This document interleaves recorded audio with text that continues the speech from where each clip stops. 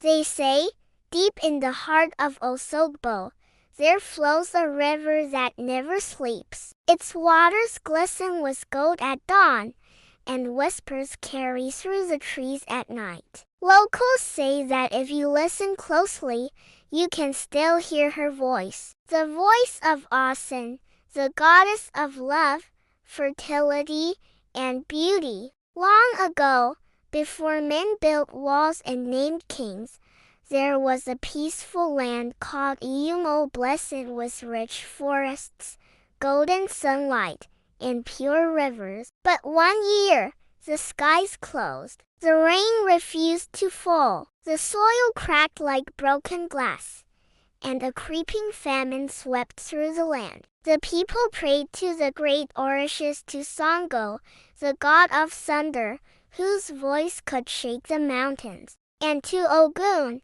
the god of iron, whose strength forged civilizations. But the heavens remained silent. The earth grew weaker. Then, as hope began to fade, a gentle voice was heard in the forest, a melody carried on the wind.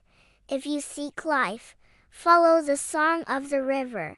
A young hunter named Adikola, his heart heavy with his people's suffering, decided to follow that mysterious voice. It led him through the sacred grove, deeper than any hunter dared to go. There, beside a sparkling stream that seemed untouched by the drought, stood a woman unlike any he had ever seen. Her skin shimmered like polished copper under the afternoon sun, and her eyes held the depths and wisdom of the flowing water itself. Gold bracelets adorned her arms, and her gaze was both powerful and kind. Adikola, humbled and awestruck, lowered his bow. "Who are you?" he asked, his voice barely a whisper. "I am Osun," she said softly, her voice the sound of the stream. "I am the spirit of these waters. I bring life where there is death. But your people have forgotten to honor the balance." She explained that the greed and anger growing in the hearts of men had poisoned the earth. The constant conflicts, the disregard for nature, the broken promises they had created a spiritual drought that mirrored the physical one. Until the people returned to peace, purity, and respect for the land, the rain would never come again. She was the lifeblood of the earth, and the earth was suffering. Adikola ran back to his village, his feet flying over the cracked soil. He burst into the king's court and told everyone about the river goddess and her warning. But the king, a man of war and ego, laughed dismissively. "A spirit? Ha! We need warriors and weapons, not fairy tales and river nymphs." He boomed. He saw Osun's message not as guidance,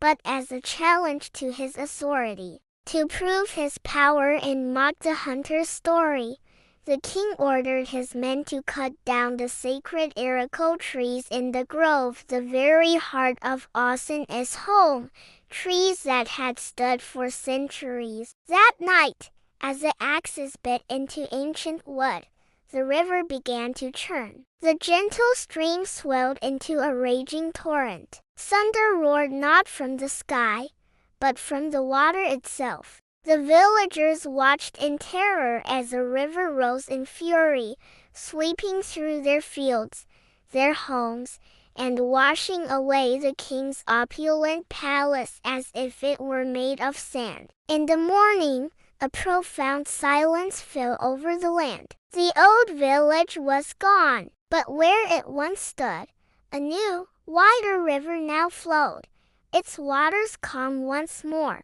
From that day forward, the people understood. Osun had merged with the water, becoming the river herself, a living, breathing entity. Her waters flowed gently to heal the land, to bless the people, and to serve as an eternal reminder of the importance of balance. Women who sought the blessing of children came to her banks, offering white cloths and sweet honey. Farmers and traders brought gifts and prayers for prosperity. And each year, the people of Osogbo gathered to honor her. They would dance, sing, and offer thanks to the river goddess who once walked among them as a woman. Generations have passed, but the promise to honor her remains unbroken. Even today, every August, thousands of people journey to the Osun-Osogbo Sacred Grove for a vibrant festival. They come carrying calabashes filled with honey,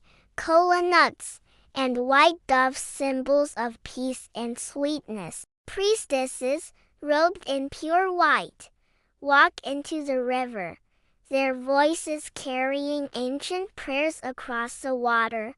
Osun, Mother of Love, Healer of the broken, flow through us and make our land pure again.